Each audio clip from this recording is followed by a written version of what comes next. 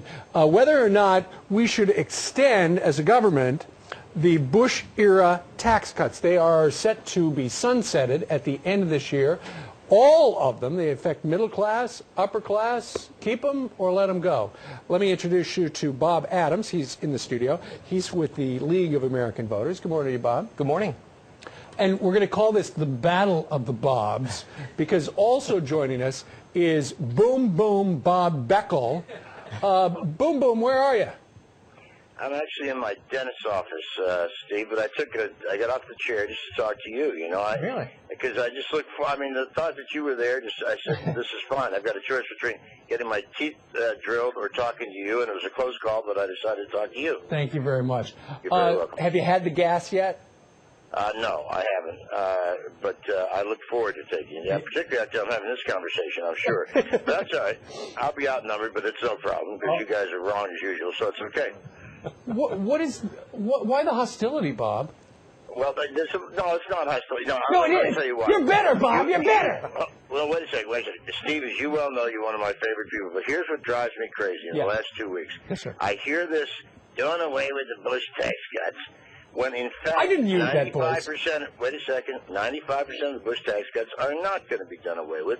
Only 4.5% of them are going to be done away with and rescinded, and that is for people who are making, not small businesses, but people who are making $250,000 or more. Now, you call that middle class? Are you kidding me? No, Bob, let me ask Bob Adams this. The way I understand it, all the tax cuts are set to go out. So it does affect people less than $250,000. No, but don't be ridiculous. I'm going to ask this, Bob. Hey, you, sit back in the dentist chair. I'm going to ask him a question, and then you can respond to it, okay?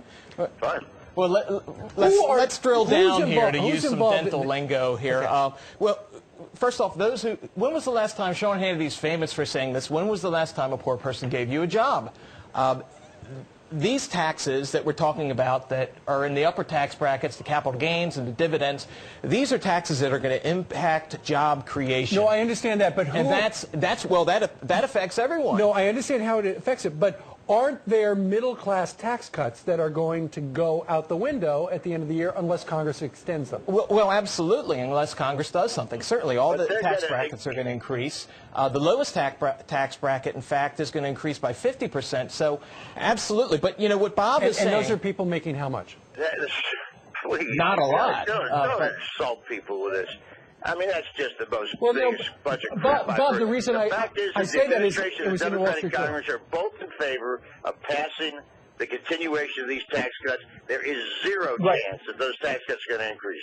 Now zero. I'm glad you brought that up. Let's get out of the upper class. You guys are defending wealthy people. Let's do that. No, I'm defending capital gains tax cuts. I'm defending dividend tax cuts because those are taxes that when they come out of the pockets of small business are going to hurt job creation, hurt job growth, and that's the problem with this economy. There are no jobs, and it seems like only the White House and you, Bob, think... would you answer a simple question? Absolutely. Are those tax cuts going to expire, or has Obama and the Democrats been on record as saying they want to continue them? That's true. They do want to continue the tax cuts for the lower levels, but we're not talking about that. No, we're talking about a job-growing tax. No, I understand that. What I was saying is that all of the tax cuts, and this is what I said, cranky, I said all of the tax cuts are set to expire at the end of the year, affecting from middle class right up to upper class, the rich people. But, and you're absolutely right, the president and Democrats are saying we would like to go ahead and continue with the middle class things while we would like to continue to soak the rich. It's so critical that these tax... Is that accurate? Yes, that's accurate, but wouldn't it better to put the question is, Bob, I understand they want to continue the tax cuts for the middle class, but they refuse to rescind the... well, I know, but you're putting the cart before the horse. The legislature hasn't done that yet. It's been written. It'll be passed in September. Okay. Well, but what's important here is that the tax cuts are extended across the board, across all income brackets, and include capital gains and include dividends, because we need jobs in this country. We need jobs created, not saved. Okay. Now, Bob, let me ask you this. the way it would, and Beckel, you could back me up on this if I get this wrong.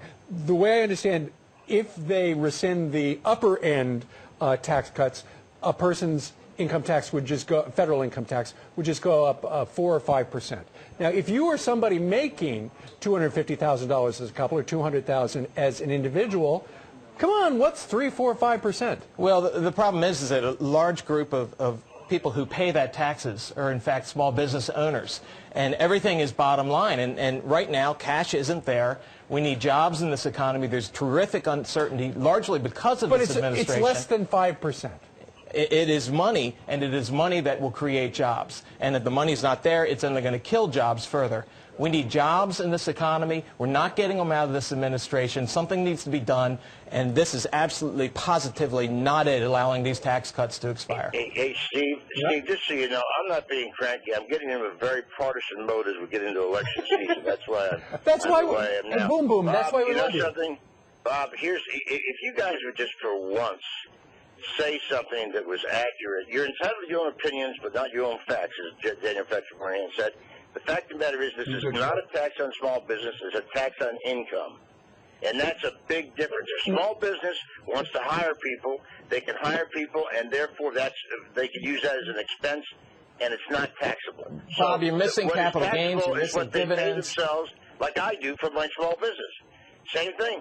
Bob, you're missing the capital gains tax cuts. You're missing the dividends. People can go to my website, renewthetaxcuts.com, and you can see all the taxes that are set to increase at the stroke of midnight on December 31st, 2010. And how many of those are middle class? How many of them are dividends and capital gains in the middle class? You know, there may be a lot of people out there listening today who say, well, I don't have dividends and capital gains. Well, you know what? Correct. It's all about job growth. It's about job creation.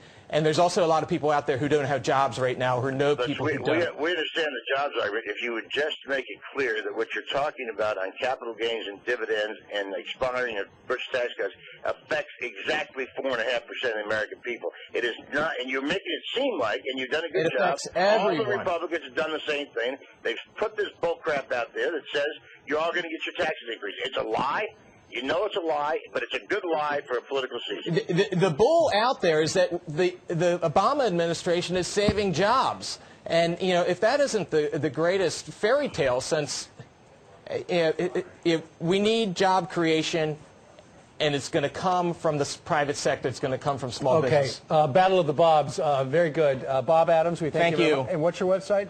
RenewTheTaxCuts.com. All right, and Bob Beckel, it's always a pleasure to chat with you. Stephen. This has nothing to do with you at all. I mean, you know I love you. Yeah, but it has everything to do with these guys and their misinformation. But we'll get it straightened out before the election. That should be fine. Well, there's just so much going on with, you know, it's all going to expire. They want to keep this part. They don't want to keep that part. I'm glad we were able to try to cut through some of the fog. And this is important. And have a good weekend, guys. Thank you very much. My best to the dentist, okay?